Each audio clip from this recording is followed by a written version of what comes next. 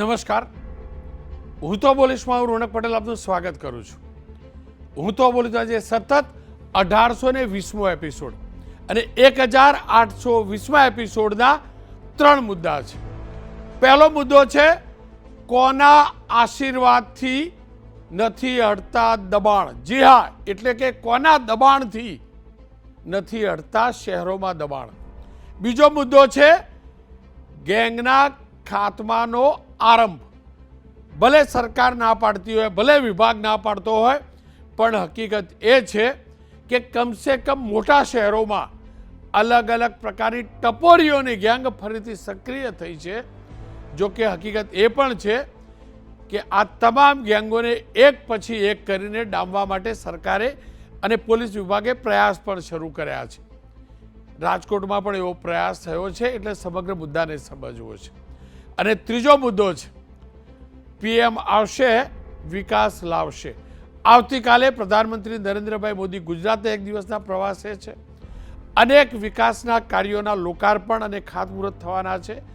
એ મુદ્દો જાણવો અને સમજવો છે. પણ શરૂઆત કરીએ કોના દબાણથી નથી હટતા દબાણ.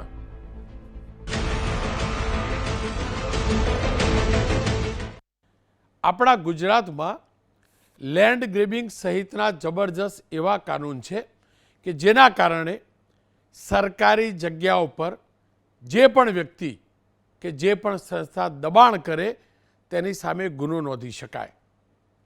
પણ ખાટલી મોટી ખોડ એ છે કે અનેક દબાણો થયા છે.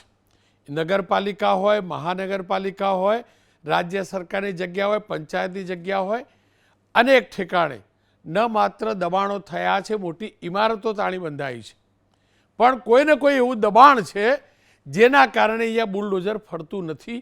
આ હકીકત છે. જ્યારે વિવાદ થાય છે ત્યારે કંઈક કાર્યવાહી થાય છે, પણ સ્વયંભૂ કાર્યવાહી નથી થતી. હા, અમદાવાદના ચંડોળા તળાવની વાત હોય કે પછી આખો દરિયા કિનારો હોય, એ દબાણ હટાવવામાં સરકાર ચોક્કસથી સફળ થઈ છે.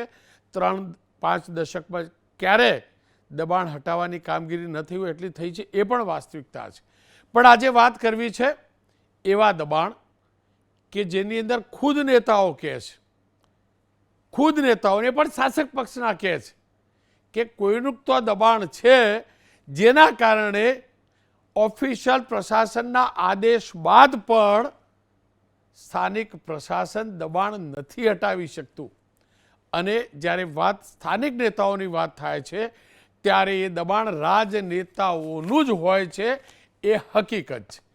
ત્યારે સવાલ એ છે કે રાજનેતાઓ એવા તો કેવા દબાણમાં છે કે આ લેન્ડ ગ્રેબિંગ કરવાવાળા અથવા તો આ માફિયાઓ વિરુદ્ધ આ કાર્યવાહી થાય નથી ઈચ્છતા. મુદ્દો નર્મદા જિલ્લાની એક ઉદાહરણરૂપ કિસ્સો છે, એનાથી શરૂ કરી રહ્યો છું. નર્મદા જિલ્લો આપણે જાણીએ છીએ કે આ જિલ્લો આદિવાસી બહુલ જિલ્લો છે. અહીંયા આરોપ અનેકવાર લાગે છે પ્રશાસન પર કે પ્રશાસન કાર્યવાહી નથી કરતું. ક્યાંક વિપક્ષના ધારાસભ્ય ચૈતર વસાવા આરોપ લગાવે પ્રશાસન પર, નેતા શાસક પક્ષના માની શકાય. પણ અનેકવાર આપણે જોયું છે કે શાસક પક્ષના નેતાને 6 ટર્મ જે સાંસદ જીતી ચૂક્યા છે, રહી ચૂક્યા છે, એવા મનસુખભાઈ વસાવા અધિકારીઓને નેતાઓ પર આરોપ લગાવે છે. તો બીજી તરફ ચૈતર વસાવા તો આરોપ લગાવતા જ હોય છે, પણ આજે આરોપ લગાવ્યો છે મૃદુભાષી ગણાતા, શાંત ગણાતા, અભ્યાસુ ગણાવતા ડૉક્ટર દર્શનાબેન દેશમુખે. દર્શનાબેન દેશમુખે આ સ્થળની મુલાકાત લીધી છે. આપ દ્રશ્યો જોઈ શકો છો. અને આ દ્રશ્યો છે રાજપીપળાના મધ્યમાંથી પસાર થતી કાંસ, એટલે કે વરસાદી પાણી નિકાલના માટેની આ કાંસ. અને કાંસ આગળ જઈને નદીમાં નીકળે છે.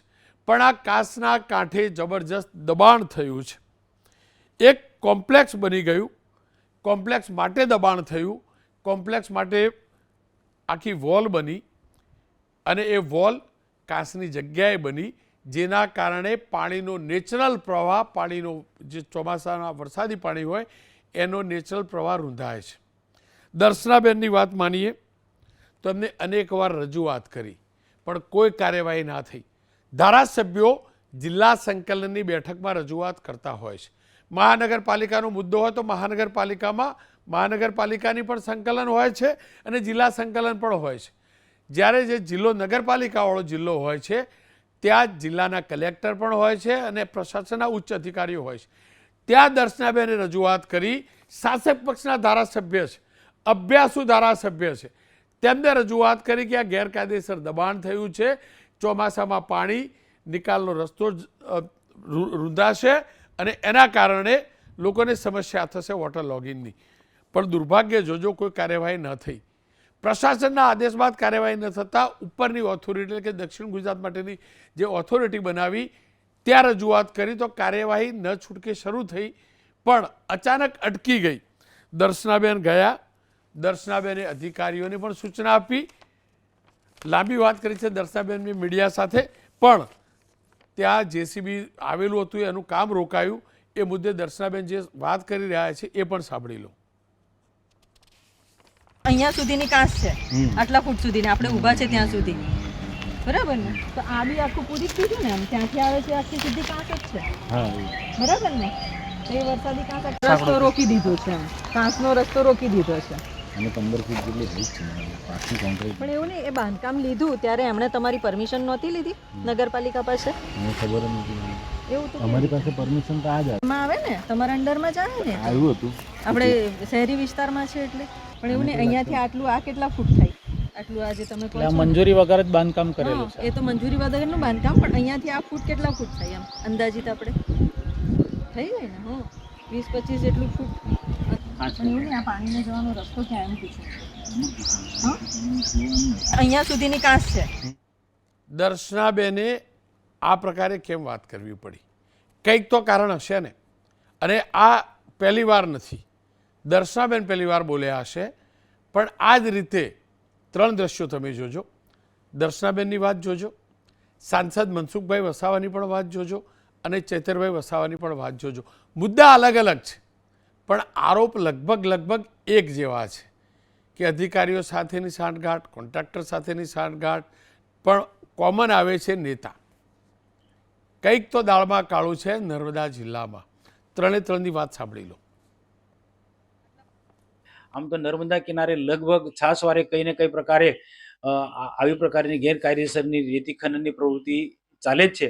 આવા કેટલાક જે વર્ષોથી બાજેલા લોકો જે છે, જેમને હંમેશા આદત પડી ગઈ છે ને એમની સાથે કેટલાક અધિકારીની મિલીભગત હોવાના કારણે આવી જે પ્રવૃત્તિ સતત એ ચાલતી હોય. તમારા મનમાં ધુમાડો હોય તો કાઢી નાખજો ભાઈ, બરાબર છે? આ જનતાના ટેક્સના પગાર આપણે બધા છે. આ જનતાના ટેક્સનો પગાર મને પણ મળે છે, તમને પણ. ઓ ભાઈ, ધારાસભ્ય છું, લોકોએ મને ચૂંટ્યા છે. એક કન્સ્ટ્રક્શન થઈ રહ્યું છે અને બિલ્ડર દ્વારા આ કાંસને પૂરી દેવામાં આવી છે. એમણે જે બાંધકામ કર્યું છે તો ઇલીગલ બાંધકામ કરનાર બિલ્ડર ઉપર આખી વાત આવવી જોઈએ, એમણે આખું આ બાંધકામ તોડાવવું જોઈએ. પરંતુ મને તો એવું લાગે છે કે આ બિલ્ડર સાથે કેટલાક સ્થાનિક આગેવાનો પણ સંકળાયેલા હોય, એમની સાથે કોઈક એવી ભ્રષ્ટાચારમાં પણ ઇન્વોલ્વ હોય એવું લાગી રહ્યું છે. પરંતુ કંઈક કારણોસર આ સ્થાનિક આગેવાનોની દરમિયાનગીરીથી એમણે આ બાંધકામ જે તોડવાનું હતું એ અટકાવી દેવામાં આવ્યું છે. ભલે આજે આ કિસ્સો માત્ર નર્મદા જિલ્લાનો હું રજૂ કરી રહ્યો છું, પણ હકીકત એ છે શહેરી વિસ્તારમાં પાણીનો નિકાલ, વરસાદી પાણીનો નિકાલ થવાના રસ્તા પૂરાઈ ચૂક્યા છે. એ પાછળનું મોટું કારણ જે કુદરતી રસ્તા હતા અથવા તો જે કાંસ છે અથવા તો જે નદી છે અથવા જે ગટર વ્યવસ્થા છે તેની આજુબાજુમાં થયેલા દબાણો છે. એ સુરત હોય, વડોદરા હોય, રાજકોટ હોય કે જુનાગઢ. જુનાગઢમાં પૂર આવેલું ત્યારે આ જબરજસ્ત ચર્ચા થયેલી, ભયંકર ચર્ચા થયેલી. હું વાત કરું છું 2023માં. એ વખતે ખુદ મુખ્યમંત્રીએ પણ આદેશ આપેલા. આ પાણી જે નીકળતું નહોતું ને જુનાગઢનું, એનું એકમાત્ર કોઈ મોટું કારણ હોય ને તો ત્યાંની કાંસ અથવા વાંકડા પૂરાઈ ચૂક્યા છે.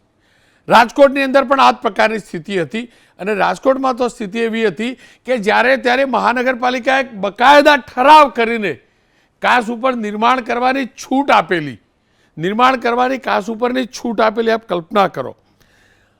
હું ફરીથી કહું છું, આ બધું જે ચાલે છે તે એ હકીકત છે કે સ્થાનિક નેતાઓની મિલીભગત હોય છે. ક્યાંક એ કોઈના દબાણમાં છે, એના કારણે જાણી જોઈને આ દબાણ થવા દે છે.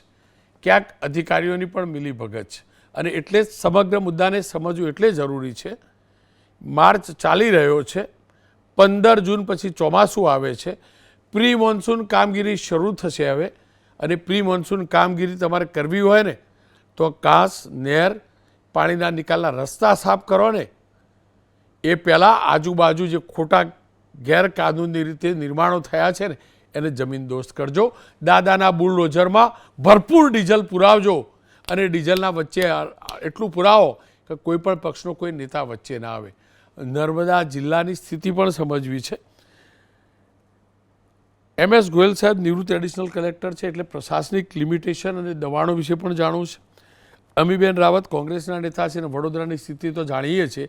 આખા વિશ્વામિત્રી નદી કિનારે મોલ અને એનું કેવું નિર્માણ થયેલું અને કેવી રીતે પ્રશાસન બચાવતું હતું એ પણ આપણે જાણીએ છીએ. પણ વાત નર્મદા જિલ્લાની છે ત્યારે નર્મદાના નાંદોદના ધારાસભ્ય ડૉક્ટર દર્શનાબેન કે જે આખો મુદ્દો લઈ આવ્યા હતા અને એમનો મુદ્દો વેલિડ છે. કોઈ ગેરકાયદેસર નિર્માણ કરે અને જો કોઈ પણ નેતા એ નિર્માણ તૂટતું રોકતો હોય, દબાણ તૂટતું રોકતો હોય તો એ નેતાને દબાવવો પડે. સ્પષ્ટ કહું છું, એનું નાક દબાવવું જોઈએ જેથી મોઢું ખુલે બંધ થાય. આ ન હોઈ શકે. એટલે જ મેં દર્શનાબેન સાથે થોડાક સમય પહેલાં વાત કરી છે, એ પહેલાં જોઈ લી. દર્શનાબેન, મેં આ વિડીયો જોયો નર્મદા જિલ્લાનો, આપના શહેરનો. એક્ઝેક્ટલી ઘટનાક્રમ છે શું? કયા પ્રકારનું દબાણ છે? કોણ દબાણ કરવા દે છે અને કોણ દબાણ હટાવવા નથી દેતું? કે છેલ્લા એકાદ વર્ષથી આ ઘટના અંગે કેટલાક લોકોએ પણ મને રજૂઆત કરી હતી, ગ્રામજનોએ પણ રજૂઆત કરી હતી. એ સર્વે નંબરમાં જે બાંધકામ થઈ રહ્યું છે એ બાંધકામ પણ થોડુંક ગેરકાયદેસર રીતે થઈ રહ્યું છે. અને એની સાથે સાથે જે થોડીક વરસાદી કાંસની જગ્યા છે કે જે અરાઉન્ડ 40 ફૂટ પહોળી વરસાદી કાંસ છે, એ વરસાદી કાંસમાં ઇલીગલ આખી એક મોટી દિવાલ ઊભી કરવામાં આવી છે. અને એની સાથે જે સરકારી પડતર જમીન છે એ આખી પડતર જમીનમાં આખું સમથળ કરી દેવામાં આવ્યું છે. અને આ જે વરસાદી કાંસ છે જે 40 ફૂટ પહોળી હતી એને 10 ફૂટ જેટલી કરી નાખવામાં આવી છે. હવે આ વરસાદી કાંસનો મતલબ તો એ જ હોય કે ચોમાસામાં જ્યારે પણ વધારાનું વરસાદનું પાણી આપણું જે અવર જવર થતું હોય અને એને જો આપણે રોકી દઈએ, બંધ કરી દઈએ તો એના લીધે ઘણા બધા વિસ્તારોમાં સમસ્યા ઉદ્ભવે. પાણી ભરાવાની સમસ્યા થાય, સોસાયટીમાં પાણી ભરાય. ત્યારે આ વરસાદી કાંસને તોડી નાખવા માટે ઘણી બધી વખત રજૂઆત કરવામાં આવી. જિલ્લા સંકલનમાં પણ આ વસ્તુને મૂકવામાં આવી, તાલુકા સંકલનમાં પણ મૂકવામાં આવી, પરંતુ કોઈ પણ જગ્યા ઉપર એનું કોઈ ચોક્કસ નિરાકરણ નહીં આવ્યું. છેલ્લા 6-1 મહિનાથી RCM એટલે કે રિજિયોનલ કમિશનર મ્યુનિસિપાલિટી કે જે આપણી સાઉથ ગુજરાતની છે, તો એમના પણ RCMને આ વાતની રજૂઆત કરવામાં આવી. અને આ જ વર્ષમાં 2026માં જાન્યુઆરી મહિનામાં જ્યારે RCMની બેઠક અમારા રાજપીપળા ખાતે થઈ ત્યારે પણ આ વાતની રજૂઆત કરવામાં આવી અને આ અંગે કોઈક યોગ્ય નિર્ણય કરવામાં આવે એવી એમને રજૂઆત કરી. ત્યારે RCMએ પણ કહ્યું કે આ વાતનો વિષયને લઈને આપણે એક નિર્ણય કરવો પડશે. જો જેણે બિલ્ડર છે, જેણે બાંધકામ કર્યું છે એ જો ના તોડતો હોય તો પછી આપણે તોડી નાખવું પડે એમ, જેનાથી કરીને જે વિસ્તારના લોકો પ્રભાવિત થાય છે એ પ્રભાવિત ના થાય. અને ચોમાસાના દિવસો પણ હવે નજીકમાં જ છે. આ રીતની વાત પણ થઈ હતી. અને હમણાં માર્ચ મહિનાની 26 તારીખે ત્યાં એક હિટાચી મૂકી દેવામાં આવ્યું. ત્યાં CO દ્વારા એ કામગીરી કરવા માટેની શરૂઆત કરી દેવામાં આવી અને ત્યાં હિટાચી લાવીને જ્યારે એને સાફ સફાઈ કરીને ઉતારીને એને તોડવાની કામગીરી કરવામાં આવી. પરંતુ બીજા દિવસે કોઈક ચોક્કસ તત્વોએ, ચોક્કસ આગેવાનોએ આ ઘટનાને અટકાવી દીધી કે આ તોડવાનું નથી. હવે એક પ્રશ્નો છે, પ્રજાહિતની વાત છે, સમસ્યા છે અને એ સમસ્યાનું એક નિરાકરણ લાવવાનું છે. ત્યારે હવે આ વાતને આવી રીતના કામગીરી અટકાવી દઈને જે રીતની કામગીરી થઈ રહી છે ખૂબ જ ખોટી થઈ રહી છે. એટલે આજે જ મેં માન્ય CM સાહેબની ઓફિસમાં પણ આ પત્ર દ્વારા એક રજૂઆત કરી દીધી છે. બેન, આપે કહ્યું કે સંકલનમાં પણ રજૂઆત કરતા હતા, રિજનલ ઓફિસમાં પણ રજૂઆત કરી, તો એને રોકનારા એ લોકો જ હતા જે સંકલન વખતે પણ ન તૂટે એનું ધ્યાન રાખતા હતા, ડિમોલેશન ન થાય એનું ધ્યાન રાખતા હતા. રિજનલમાં પણ ધ્યાન એ લોકો જ છે કે જે આ દબાણ હટે ન હટે માટે પ્રયત્નશીલ હતા. જી જી.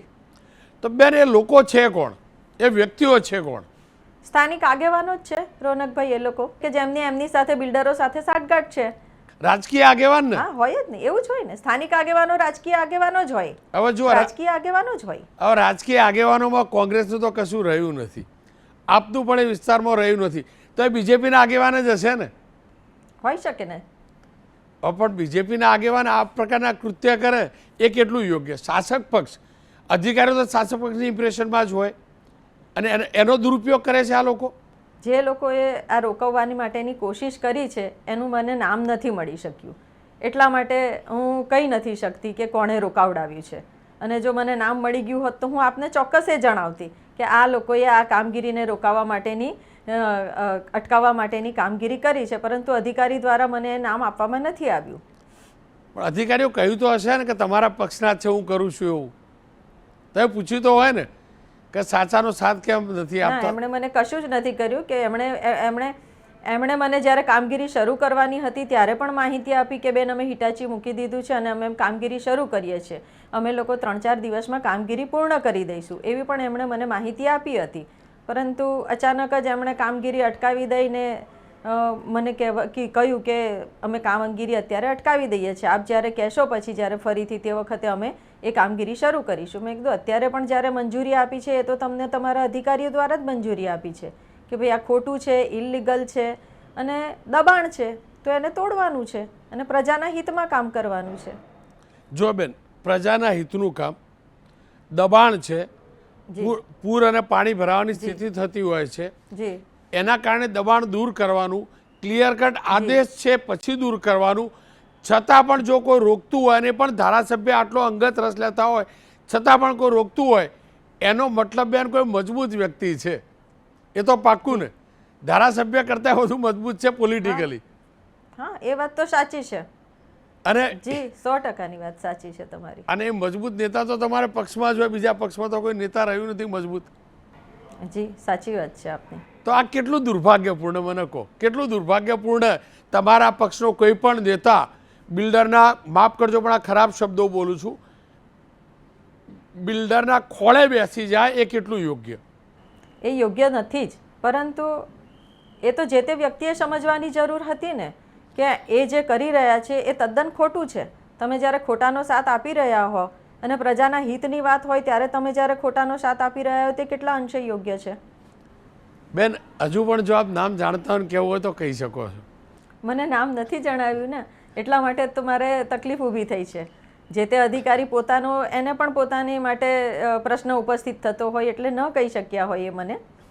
પણ એ જે અધિકારી છે એમણે કામગીરી ખૂબ સારી કરાવવાની શરૂઆત કરી હતી, કારણ કે છેલ્લા 1 વર્ષથી જ્યારે આટલો પ્રશ્ન ઉપસ્થિત થતો હતો અને આ વખતે એમણે આવીને જ્યારે આ કામગીરી કરાવવાની શરૂઆત કરી ત્યારે હું તો એમને ખરેખર અભિનંદન આપું છું કે એમણે હિંમત દાખવીને આ કામગીરી શરૂ કરાવડાવી. પણ પછી રોકાઈ પણ તો ગયા ને બેન. હા, એ થોડીક દુઃખની બાબત છે. એક વસ્તુ સ્પષ્ટ છે, બેને ભલે ન કહ્યું એ નામ, પણ સંકલનની બેઠકમાં ધારાસભ્યો અને સાંસદ ઉપસ્થિત રહેતા હોય અને ધારાસભ્યોથી પણ મજબૂત વ્યક્તિ, એટલે મોટા પદવાળો વ્યક્તિ કોણ હોય તમામ લોકો જાણે છે. બેને એ પણ સ્પષ્ટ કહ્યું છે કે હા, બીજેપીના વ્યક્તિ છે. સવાલ એ છે કે બીજેપીના ધારાસભ્ય મુદ્દો ઊભો કરે છે, વેલિડ મુદ્દો છે કે હા દબાણ થયું છે, દબાણ હટાવવું જ જોઈએ, પણ એ દબાણ ન હટે તે માટે દબાણ જો બીજેપીના જ કોઈ વરિષ્ઠ નેતા કરે તો આનાથી મોટું પાપ કોઈ ન હોઈ શકે. અને હું ફરીથી કહું છું, સંજોગ જોજો, નર્મદા જિલ્લામાં સાંસદ પોતે પણ કહે છે કે માટી ચોરી થાય છે, એમાં લોકો મળેલા છે. સાંસદ પોતે કહે છે ઘણીવાર બીજેપીના જ લોકો મળેલા હોય છે. ચૈતર વસાવા વિપક્ષના ધારાસભ્ય એ પણ કહે છે, ધારાસભ્ય મેડમ પણ કહે છે. તો આ સવાલ એ છે કે આ દબાણને દૂર કેમ ના કરવું, આ માનસિકતાને કેમ દૂર ના કરવી, ખોટા લોકોને સાથ આપવાની, નેતાઓની આ માનસિકતા દૂર કરવી જરૂરી છે. એ નથી થયું ને એટલે જ વડોદરામાં વિનાશક પૂર આવેલું. અમીબેન મારી સાથે જોડાયા છે. બેન, તમે તો બહુ અનુભવી પણ છો અને બહુ પ્રયાસ પણ તમે કરેલા, મને યાદ છે વિશ્વામિત્રી નદીનું દબાણ હટાવવા માટે. કેવું નેતાઓનું દબાણ હોય, નેતાઓની આટલી મોટી પહોંચ હોય બેન કે એક ધારાસભ્ય દબાણ હટાવવા માટે પ્રયાસ કરે છતાં દબાણ ના હટે. રોનકભાઈ 2024માં વડોદરા શહેરમાં 2 વખત ગંભીર પૂર આવ્યા. ના ભૂતો ના ભવિષ્ય તે એવું પૂર આવ્યું હતું 70% વડોદરા શહેર એ પૂરમાં વિનાશક પૂરમાં ડૂબ્યું હતું. મુખ્યમંત્રી પોતે આવીને તાત્કાલિક 1200 કરોડ રૂપિયાની જાહેરાત કરી ગયા, જેમાં આજ સુધી વડોદરામાં 120 કરોડ રૂપિયા બી નથી આવ્યા અને 60થી 70 કરોડ રૂપિયા ડીસિલ્ટિંગમાં વાપર્યા. એ માટી બી માલેતો ગુજારના આજુબાજુના ફાર્મ હાઉસમાં મફત માટી નાખી અને એમાં બી ભ્રષ્ટાચાર આદર્યો આ ભારતીય જનતા પાર્ટી. પૂર પછી નદી કિનારે ભારતીય જનતા પાર્ટીના નેતાઓ અને એમની સાથે પાર્ટનર હોય એવા બિલ્ડરોના નામ જોગ, રેવન્યુ સર્વે નંબર જોગ અલગ અલગ મીડિયા પર લિસ્ટ જાહેર થયેલા. આજ દિવસ સુધી એમાં કોઈ એક્શન લીધી નથી. વિશ્વામિત્રી નદીની આજુબાજુનો સર્વે કરવા સિકોન એન્જિનિયરિંગ લિમિટેડને 4.5 કરોડ રૂપિયા કોર્પોરેશને આપેલા, જે રિપોર્ટ 2 વર્ષ પહેલાં ઓગસ્ટમાં આવવો જોઈતો હતો. રિપોર્ટ બની ગયો છે, પણ નૈતિક હિંમત નથી કે એની ફ્લડ પ્લેન જાહેર કરે, કારણ કે ફ્લડ પ્લેન જાહેર કરે તો એમને કઈ ખોટી પરમિશનો આપી છે, કઈ રીતે ખોટા ઝોનફેર કર્યા છે, એ તમામ વસ્તુ નાગરિકોની સામે આવે. એટલે આજ દિવસ સુધી અમે કાઉન્સિલર્સે અનેક વખત રજૂઆત કરી, ડિમાન્ડ કરી, તેમ છતાં એ ફ્લડ પ્લેનના મેપ જાહેર થતા નથી. અમે આજે આપના મારફતે બી કહીએ છીએ કે જો ભારતીય જનતા પાર્ટીને વડોદરા શહેરમાં પૂર નિવારણ કરવું હોય તો આ ફ્લડ પ્લેનના મેપ્સ પબ્લિકલી જાહેર કરે ને એમાં કયા કયા દબાણ દૂર કરવા જોઈએ. 3,300 કરોડ રૂપિયાનો વિશ્વામિત્રી ફ્લડ મિટિગેશન પ્લાન બનાવ્યો. એ પ્લાનમાં એક શબ્દ બી આ એન્ક્રોચમેન્ટ દૂર કરવાની વાત નથી કરી, કારણ કે ભારતીય જનતા પાર્ટીના નેતાઓ અને એમના મળતિયાઓના જ એન્ક્રોચમેન્ટ છે. 35 વર્ષથી ભારતીય જનતા પાર્ટીનું શાસન છે. 35 વર્ષ પહેલાં તો વિશ્વામિત્રી નદીને એને કાંસોની આ હાલત જ નહોતી. હું તો એવું કહીશ એનાથી વિશેષ કે વડોદરા મહાનગર સેવા સદનના જે પીપીપી પ્રોજેક્ટ્સ છે એમાં બી એન્ક્રોચમેન્ટ થયેલા છે. એ પછી ભીમનાથની આગળ પીપીપીના હાઉસિંગ બનેલા હોય કે અગોરાનો મોલ હોય કે પછી ભૂખી કાસની બાજુમાં બનેલો નિઝામપુરાનો ટ્રાન્સપોર્ટ હબ હોય કે ઓડનગરની જે યોજના છે એમાં તો કાસની ઉપર રોડ બતાવીને એકચ્યુઅલી બિલ્ડરને કાસ આપી દીધો છે. બિલ્ડર ત્યાં કોઈને એન્ટ્રી ના આપે પાણી નીકાળવા માટે, એ રીતની પરિસ્થિતિ છે. રાજીવનગર એસટીપીની પાસે જ્યારે કાસ પૂરી રહ્યા હતા એના આગલા વર્ષે અમે કોર્પોરેશનનું ધ્યાન દોર્યું હતું કે આ કાસ નાનો થઈ જશે તો ઉપરવાસમાં પાણી ભરાશે. તેમ છતાં કોઈ બિલ્ડર્સને ફેવર કરવા અને કોન્ટ્રાક્ટર્સને ફેવર કરવા માટે જે રીતના કાસ બાંધ્યો, ઉપરવાસમાં 2024માં તમામ સોસાયટીમાં 1 માળ સુધીનું પાણી ભરાવ્યું. એટલે આ બધું જ માનવ સર્જિત પૂર વડોદરામાં થાય છે ને એ દબાણો દૂર કરવાની હિંમત ભારતીય જનતા પાર્ટી નથી કરી શકતી, કારણ કે એમાં ખૂબ ભ્રષ્ટાચાર કરીને ખૂબ પૈસા લીધા છે અને ઝોન ફેર કરવા માટે એમના જ લીડર્સે જે જમીનો ખરીદી છે એના ઝોન ફેર થયા છે. હદ તો ત્યાં થાય છે કે એક બાજુ વડોદરા શહેર પૂરમાં ડૂબે અને બીજી બાજુ 3 લાખ ચોરસ મીટર જમીનનો ઝોન ફેર નદી કિનારે કરવાના અહીંયા ડોક્યુમેન્ટ્સ આવે અને વુડામાંથી એનો પેપરમાં નોટિફિકેશન આવે પૂરના પછી તરત જ મહિનામાં. અમે લોકોએ એનો બી વિરોધ કર્યો છે. તેમ છતાં એ બી પ્રોસિજર્સ રાજકીય દબાણથી થાય છે અને આ બધામાં ઝોન ફેર કરવામાં વહીવટ કેટલો થાય છે એ બધું જગજાહેર છે.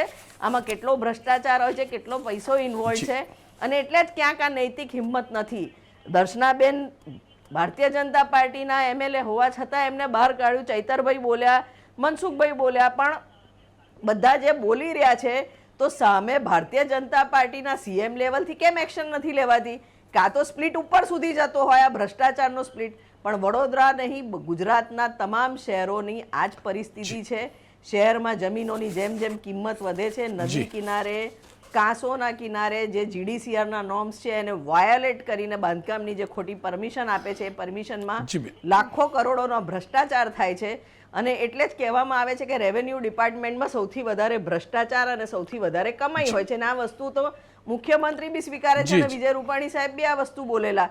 તો આમાં કોઈ નવી વાત નથી અને આના લીધે નાગરિકોને કરોડો રૂપિયાનું નુકસાન પ્રત્યેક શહેરમાં 2-3 ઇંચમાં લોકોને જે ફફડાટ થાય છે હવે વરસાદનો, એ પહેલાની પરિસ્થિતિ નહોતી. આ 30 વર્ષના ભારતીય જનતા પાર્ટીના ભ્રષ્ટાચાર અને અનઘડ આયોજનનું આ નમૂનો છે. અમીબેન માફ કરજો, પણ આ પીપીપી ધોરણ તો છે ને જી 2 પાર્ટીઓનું પણ થઈ ગયેલું છે.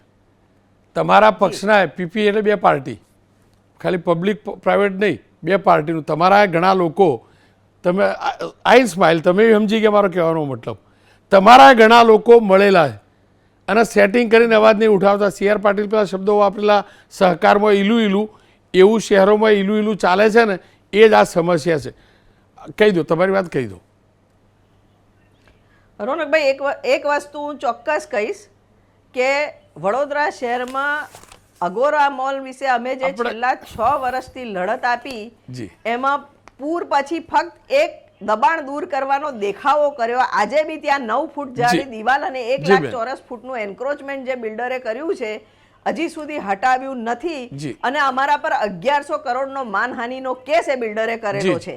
એટલે જે આક્ષેપ થઈ રહ્યા છે એમાં કોઈ ને કોઈ તો આ તમામ વસ્તુ લડે જ છે. આ દર્શનાબેનનો બી જીવ બળ્યો હશે કાં તો કંઈ કારણ હશે, એમને જાહેર કર્યું તો જાહેર કર્યા પછી એક્શન લેવાનું કામ તો ભારતીય જનતા પાર્ટીનું છે. એમાં કોંગ્રેસને ક્યાં એક્શન લેવાનું છે? નથી પાડતો. અમે તો પબ્લિક ડોમેનમાં ડોક્યુમેન્ટ્સ મૂક્યા. પાર્ટીની વાત નથી કરતો, પાર્ટીના ઇન્ડિવિજ્યુઅલ લોકોની વાત કરું છું. કારણ કે તમારા પાર્ટીના લોકો ઘણા બિલ્ડર છે, ઘણા સેટિંગવાળા છે ને ઘણા વ્યવસાય સાથે જોડાયેલા છે. તમે પણ જાણો છો, હું પણ જાણું છું અને દરેક શહેરના બીજેપી કોંગ્રેસના નેતાઓ પણ જાણે છે. આ હકીકત છે. હું નથી કહેતો બધા એવા, માફ કરજો, હું જરા એવું નથી કહેતો, જરા એવું નથી કહેતો. અમુક અંશમાં કદાચ તમે એકલા પડી જતા હશો. હું કહું તમે એકલા પડી જતા હશો, પણ એક્શન સાંભળો, તમે એકલા પડી જતા છો વડોદરા. હું જાણું જ બેન, તમે કદ નામ બોલી દો, બોલો. તમે એકલા પડી જાઓ, હું જાણું જ છું. તમારા ત્યાં શું ચાલે જાણું છું, બરાબર. હું તો નફ્ફડ માણું છું, મજબૂર ના કરતા હું નામ બોલી જોઈ. હું આપને એ વાતમાં કાઉન્ટર નહીં કરું. હા, બસ રોનકભાઈ, હું કાઉન્ટર નહીં કરું, પણ હું ચોક્કસ કહીશ કે એકવાર પબ્લિક ડોમિનિયનમાં એન્ક્રોચમેન્ટ આવ્યું, કોર્ટ સુધી ગયું હોય તો એક્શન લેવાનું કામ તો રૂલિંગ પાર્ટીનું છે. રૂલિંગ પાર્ટી કેમ એક્શન નથી? એમની જવાબદારી છે, એમાં કોઈ બેમત નથી. પણ એમની ઉપર વધુ દબાણ બનવું જોઈએ ને વિપક્ષનું. એ વિપક્ષમાંથી કોઈને કોઈ ફૂટલું છે ને એટલે બનતું નથી. આ રિયાલિટી છે. મારો કાર્યક્રમ જ એના માટેનો જ બેન, એકદમ નફટાઈથી બોલવા માટેનો. ખેર, MS ગોયલ સાહેબ જોડાયા. ગોયલ સાહેબ, મારે એટલું જ જાણવું જ સમજવું હતું, શું ખરેખર અધિકારીઓ પર દબાણ હોય છે નેતાનું આ પ્રકારનું દબાણ નહીં તોડવા માટે?